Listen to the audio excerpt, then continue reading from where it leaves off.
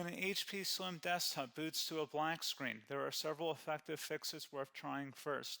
We will diagnose common starter problems, repair Windows, restore critical system files, and use built-in recovery tools to get your computer running again. A lot of errors pertain to this problem, and we're going to go ahead and jump into what should hopefully be a pretty straightforward process, guys. And we're going to go ahead and jump right into it. First thing I'd recommend doing would be to actually go ahead and boot to the troubleshooting utility on Windows 11. So if you do a hard power off 3 times in a row, Windows should automatically attempt to launch the starter prepare utility.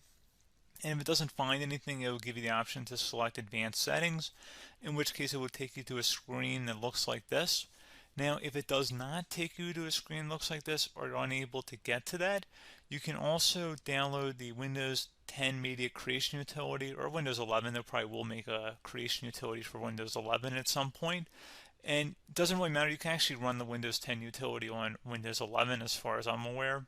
And you should be able to run the troubleshooting utilities built in within it. So you just would go ahead and download it to an ISO file and then burn it to a DVD or USB.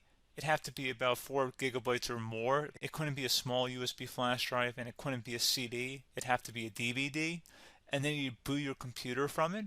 So depending on the computer manufacturer, you'd have to tap a different key on your keyboard in order to launch that menu, in order to select what boot drive you want to go off of. So it could be anything between the escape key, F2, F8, F12, for example. And those are the function keys on the top of your keyboard.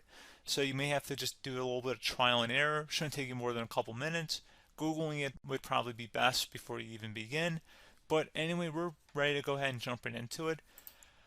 So we're on the choose an option page. So these will look very similar whether you're booting from it directly within Windows itself, or if you're plugged in a USB flash drive with the media creation utility installed and you selected the recovery option.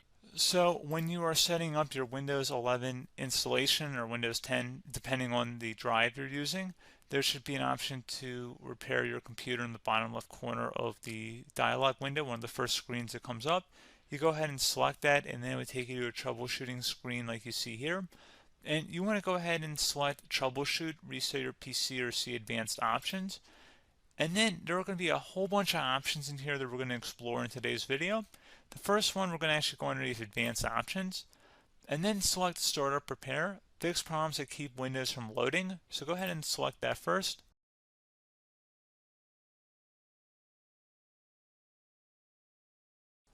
Okay, so you can see it could not repair our PC. That was our first option we could try. Something else, if we go back into advanced options here and then select troubleshoot, we're going to go underneath advanced options again. You can go ahead and actually access safe mode by selecting startup settings. And then if you select the restart button, you have the option on the screen, select safe mode with networking, which will give you a key on the screen. It'll tell you which key to press to enter that. I believe it's the F7 key. It'll do that for you. I'm not going to go over that in today's tutorial because I don't really want to go into safe mode, but you're more than welcome to attempt that by going into here and then selecting restart. Again, it'll launch another screen. It'll say what key do you want to press, and it'll give you like 7 or 8 different options, and you want to select safe mode with networking. There's also an option for a command prompt too, but that's going to be something we're going to cover later in this video, and we don't even have to go through that in order to access it. So that's why I'm not going to really push for that, because unless you know exactly what's causing the problem, you probably don't need to go into safe mode. Unless you're trying to recover files, in which case then you definitely can go into safe mode, but we're trying to actually recover our computer here. So I hope that makes sense. Something else we can also try here as well would be to uninstall updates, remove recently installed quality or feature updates from Windows. So if you go ahead and select that, you can uninstall the latest quality updates, which generally is the more day-to-day updates. Feature updates are the less regularly released ones, like the big ones. I would equate it to service packs in like Windows 7 and Windows Vista and Windows XP. So larger updates that occur once or twice a year at most. And the quality updates are more just a regular update. So probably obviously depend, it'll take longer if you're going to try and uninstall the latest feature update versus quality update. And maybe you don't need to go back that far. So just giving you guys a couple of pointers with that. Something else you can also look at here, and we're going to jump into the command prompt in a little bit, but you can select System Restore, which will use a restore point recorded on your PC to restore Windows. And this is something I would highly recommend here, guys. So select next. Assuming you have a restore point saved on your computer, you go ahead and select the most recently created one, and you'll select next, and then you'll select the drive. You shouldn't actually have to select the drive. You can scan for affected programs, but we're going to keep it all default here, and then we're going to select finish. So once started, system restore cannot be interrupted. Do you want to continue? I think we're going to select yes. I don't think we have anything better to do on our computer right now, so just give it a moment here to initialize. It will take a couple minutes to run, obviously depending on how large your hard drive is and how much is saved on the system restore point. So just give it a couple minutes here.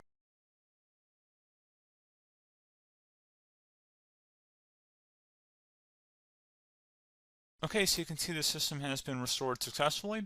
We're going to go over a couple different methods in addition to that if that did not work. So I'm just going to pause the video and we're going to start back on the recovery screen that we started with. Okay, so a couple other things we can try here too. If you go back into troubleshoot, you can select reset your PC, while you choose to keep or remove your personal files and then reinstalls Windows.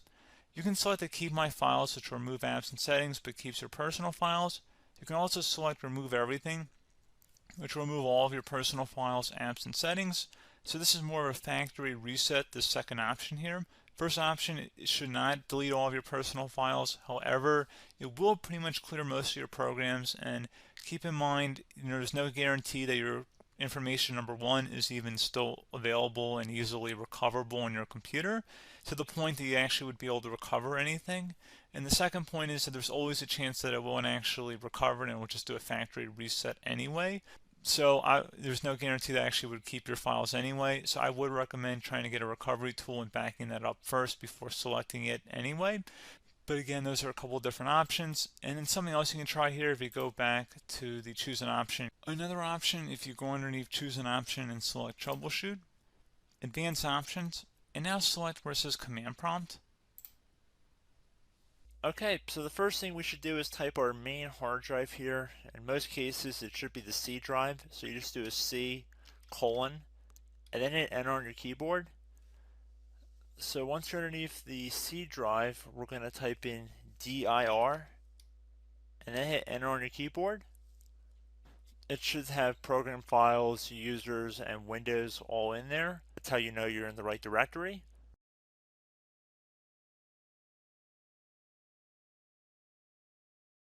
In some cases, it might be the D drive as well, so just keep that in mind.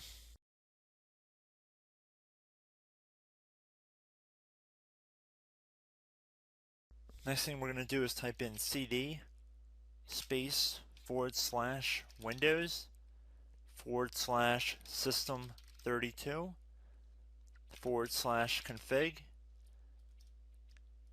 and then you're going to hit enter on your keyboard.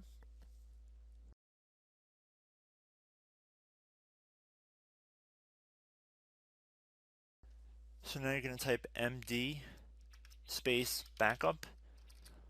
If you've seen other tutorials, it might also say to put down md backup. That's because the backup name is pretty common when you want to back something up. So you can name this whatever you want, doesn't have to be backup. So if you've already made a backup folder in the past, you could do backup 1, for example. So once you're done setting the name you want the backup to be called, hit enter on your keyboard again.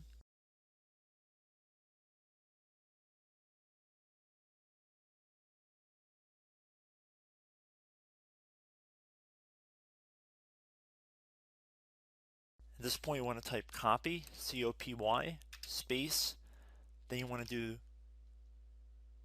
the star symbol above the 8 key, then do a period or a dot, whatever you want to call it, then another star sign, and then another space, and then type backup, and then hit enter on your keyboard.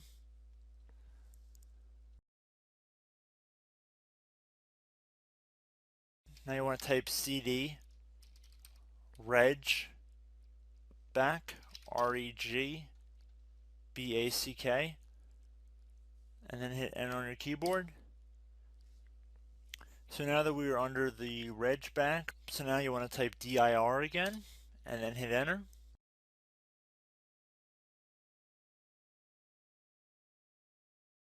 So now at this point we're going to type copy again. So copy, space, star sign, dot, another star sign, space, and then 2 dots. So we're going to type copy, space, star sign, dot, sign, star sign, dot, dot, and then hit enter on your keyboard again. So for overwrite, you want to overwrite all. So type A on your keyboard, so capital A, and then hit enter on your keyboard.